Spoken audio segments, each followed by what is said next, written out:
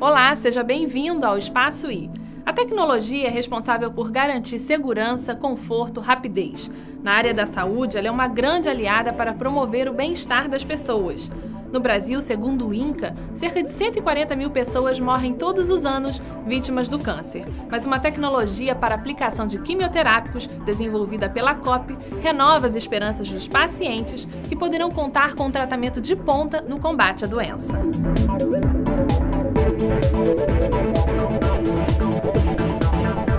O que tem de novo na técnica que a gente está desenvolvendo aqui no programa de Engenharia Química da COP não é a técnica de embolização, que já é um procedimento médico conhecido há algum tempo, mas é que nós desenvolvemos alguns novos produtos com a composição relativa muito mais barata do que os produtos que tem disponíveis no mercado, o que permite que eventualmente essa técnica seja usada para o grande público, inclusive usada nos hospitais e nos serviços públicos em geral. A embolização consiste fundamentalmente em você injetar a partícula dentro do vaso sanguíneo, e a ideia é que a partícula tenha um efeito físico entupindo o vaso sanguíneo. Isso normalmente é visto como uma coisa ruim, mas se você pensar que o tecido está doente, a função principal da partícula é impedir que o sangue atinja o tecido doente, e dessa maneira você mata aquele tecido e você remove o tumor, ou seja benigno, ou seja maligno, sem a necessidade de ter intervenção cirúrgica. E também podem carregar medicamentos que são usados para o tratamento do câncer especificamente, de maneira que a liberação desse material localmente potencializa a remoção daquelas células doentes no tecido. Esse material ele é voltado principalmente para o tratamento dos cânceres da saúde feminina, tipicamente das doenças de ovário, das doenças do útero, incluindo mioma, que é um problema de saúde pública muito importante e não é um câncer, mas é uma malformação que na grande maioria das vezes é tratada com intervenção cirúrgica, e o uso de partículas poliméricas pode reduzir bastante a necessidade de intervenção cirúrgica e de remoção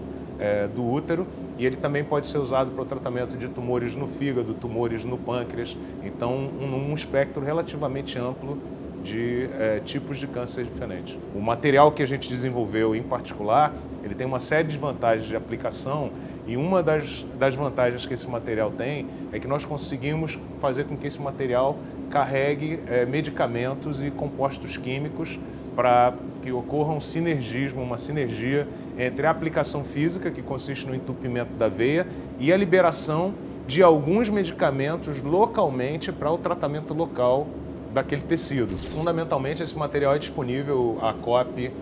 tem as patentes de produção. A única coisa que impede hoje o uso em mais larga escala, fundamentalmente, é a produção industrial. A questão do custo do tratamento do câncer é uma questão muito complexa, porque existem centenas ou milhares, eu não sou um especialista nesse assunto, porque eu não sou médico, sou engenheiro, mas existem centenas ou milhares de tipos de cânceres diferentes, e nem todos os tipos de câncer podem ser tratados da mesma forma. Parte do custo do tratamento do câncer é certamente associado ao desenvolvimento de medicamentos pela indústria farmacêutica, que é um procedimento que demanda muito investimento, muito estudo, e realmente o desenvolvimento é caro. Hoje em dia, para você ter uma ideia, a maior parte da verba de medicamentos do Ministério da Saúde é gasta com medicamentos chamados excepcionais, e dentre esses medicamentos excepcionais, a maior parte é de biofármacos, ou seja, medicamentos de origem biotecnológica. Eu te dou um exemplo só de 2 biofármacos, que são os fatores da coagulação sanguínea 8 e 9. Nesse caso, são cerca de 8 mil pacientes no Brasil, e o governo gasta cerca de 150 a 200 milhões de reais por ano com a importação dos fatores sanguíneos vindos do exterior, que pode ser reduzido se esses produtos passarem a ser produzidos no Brasil, e podem ser reduzidos mais ainda se forem produzidos no Brasil com tecnologia desenvolvida no Brasil. Dentre esses medicamentos de origem biotecnológica, alguns se destinam ao tratamento de diferentes tipos de tumores, de câncer, que são os medicamentos principalmente da classe dos anticorpos monoclonais, tem um medicamento bastante importante também usado no infarto agudo do miocárdio, em alguns casos de AVC, que é um medicamento chamado, né, que o princípio ativo se chama TPA. Tem medicamentos para hemofilia, como eu mencionei, né, e tem medicamentos que estimulam a produção de células sanguíneas, como glóbulos brancos e glóbulos vermelhos, e esses medicamentos, da eritropoetina e o G-CSF, eles são muito usados em pacientes que têm câncer e AIDS, porque eles são usados como um coadjuvante no tratamento para incentivar a recuperação do nível de glóbulos brancos e de glóbulos vermelhos nesses pacientes.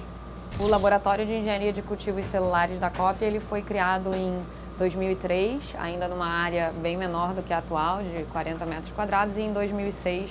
nós viemos para as atuais instalações, que tem cerca de 150 metros quadrados, e nesse laboratório a gente tem cerca de 20 pessoas trabalhando, e essas pessoas, a gente tem pessoas, por exemplo, tem um médico, tem alguns farmacêuticos, alguns engenheiros químicos industriais, biomédicos. Então é uma multidisciplinariedade bastante interessante numa equipe de cerca de 20 pessoas. O Espaço I fica por aqui, até a próxima semana.